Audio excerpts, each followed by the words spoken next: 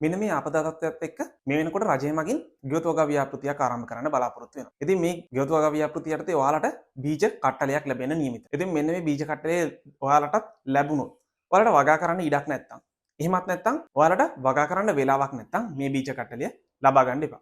මොකද වගා කරන්න ඉඩක් තියෙන වෙලාවක් තියෙන පුද්ගලයෙක්ට මේ බීජ කට්ටලෙන් සැලකියුතු ප්‍රයෝජනයක් ගන්න පුළුවන්. ඒ වගේම තමයි මේ බීජ කට්ටලේ ගන්නව නම් ඔයා මතක තියාගන්න ඔයාගේ වත්තේ ඕනාට වඩා මේ තියෙන හැම බීජයක්ම ඉඳන්න යන්න එපා. ඔයාලගේ සාමාන්‍යයෙන් 5 දෙනෙක් ඉන්න ගෙදරකට මේ බීජ කට්ටලේ මිරිස් පැල 10ක්, ඒ වගේම වම්බටු පැල 3ක්, බණ්ඩක්ක පැල 5ක්, රාබු වගේ නම් පාත්තියක්, ඒ වගේම වැල් භෝග, ඒ කියන්නේ කරවිල, පතෝල, වැටකොළු, වට්ටක්ක වගේ භෝග වර්ග වලින් වැල් 2ක් වගේ ප්‍රමාණයක් ඉඳ ගැනීම සිද්ධ කරන්න.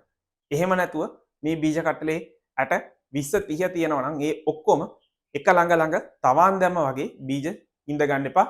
ඒකෙන් ඔයාලට වැඩක් වෙන්නෙත් නැහැ. ඔයාලට නොමිලේ දෙන බීජ කටලෙන් රටට වැඩක් වෙන්නෙත් නැහැ.